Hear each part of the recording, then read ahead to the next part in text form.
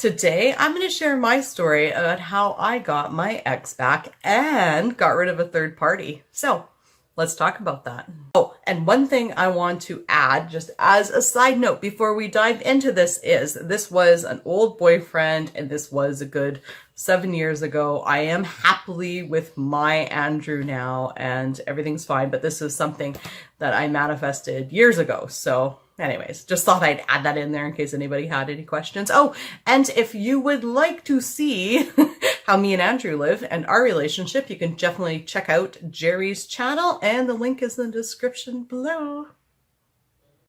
Amanda here from createyourfuture.co. So today I'm going to tell you a story of when I actually got rid of a third party and got my ex-boyfriend back. So if you haven't already subscribed, definitely subscribe and hit the bell icon below, because I do put out new videos every Sunday, Wednesday, and Friday. Each one of them designed to help you create something wonderful in your life. So I have unmanifested a third person as well as got my ex back. So I'm not going to give too much detail because just in case the person watches these videos, because it's a true story. But you know, it's not even so much the details of what happened in the relationship as much as how I actually accomplished getting rid of the third party and getting back together with this person. So we were together for a good number of years, and then our relationship just absolutely fell apart. It was nasty. And, you know, there was a lot of fighting and, you know, in fact, his parents had to come, his dad had to come pack him up because he couldn't come to the apartment that I lived in, that we were living in when he moved out. So it was quite the mess. And it was for like 3 years. Like, it bothered me. I wanted to get back together with him. And the way that things had gotten left off, I thought that he was never going to forgive me and that he never wanted to be with me again. And I thought he absolutely hated me. And, you know, while I had those thoughts, right, that I was thinking that, of course, I was still trying to get him back. So I'd phone him. And if it was like my number that showed up in his caller ID, he wouldn't even answer the phone. And if I blocked my number or called from someone else's number, he would hear my voice immediately and hang up.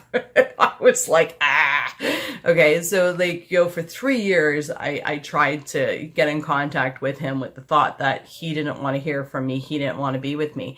And then one day I sat down and I thought, you know what? And I also figured he had, a girlfriend as well. And because he's like a really good looking guy and, you know, he's a really nice guy. So I'm like, yeah, he definitely has a girlfriend.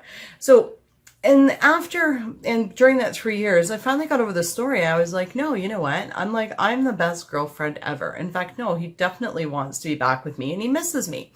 And then I started intending that I would run into him, because I figured that in my mind at the time that, you know, running into him, he wouldn't be able to like hang up on the phone. He would have to actually talk to me. So sure enough, you know what, like after about maybe a couple months, not even of intending that, all of a sudden, boom, I see him at a coffee shop. And I was like, huh. And I was in my car, and so I parked and I got out and I went to the coffee shop, and he was outside, right, having coffee, and I sat down and I'm like, hey, how are you? And he was like, oh, I'm great, you know, and we started chatting. And then it led to, hey, what are you doing next Friday? Do you know, you want to go out for dinner? And then he was like, yeah. So, but then I was like, you know, I think he's got a girlfriend, right? But then I thought to myself, no, you know what? He'll dump any girl for me, right? That was just my story. I was sticking to it. And so what ended up happening was after dinner, we went back to his place, and sure enough, he had all this girl's stuff there. Okay. There was her like hair stuff. There was like her clothes, like some of her furniture. I was like, oh my God. I said to him, I'm like, whose stuff is this? And he was like, oh, it's just my ex-girlfriend. And I was like, oh yeah. I said, what happened? He's like, oh, well, you know, I mean, he's like, we didn't get along. So I dumped her. And I was like, oh yeah.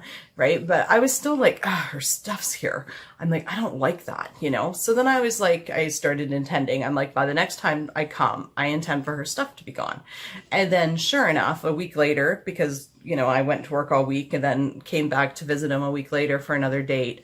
And sure enough, you know, all of her stuff was gone. She came and picked it all up, and it was over, you know, between them. And I was like, oh yeah. So anyways, so we started hanging out more and more. And, you know, by the end of the weekend, boom, we were living back together again, and everything was fine. Right. So, and we were together for another couple of years. So, I mean, the main point of that story is not to make a third party a big deal, because it isn't a big deal. The more we make it a big deal, the more we're putting onto it that it's this big unmovable thing. But if we're just like, you know what, it's not a big deal. It's really not. I'm the best. He wants to be with me, or she wants to be with me. I'm the best thing ever. Then, and having that confidence, right? That, you create. And if you say no, they're gone, then they're gone. And it's about believing in yourself, right? So, and trusting that you create things, right? So the two major things that I needed to do to get my ex back was believe that he would forgive me and that he wanted to be with me. And the other thing is to get rid of the third party, was not to make the big deal a party, like the big third party a big deal. Like it wasn't a big deal, and every time I thought of her, it was like, no, you know what? She's totally gone. Of course he wants to be with me.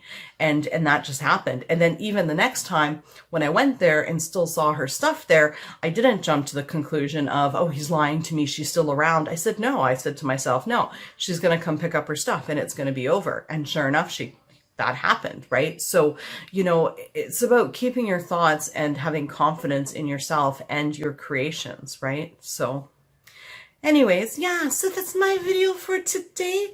Thank you for liking, commenting, sharing, and subscribing. You guys are all absolutely amazing.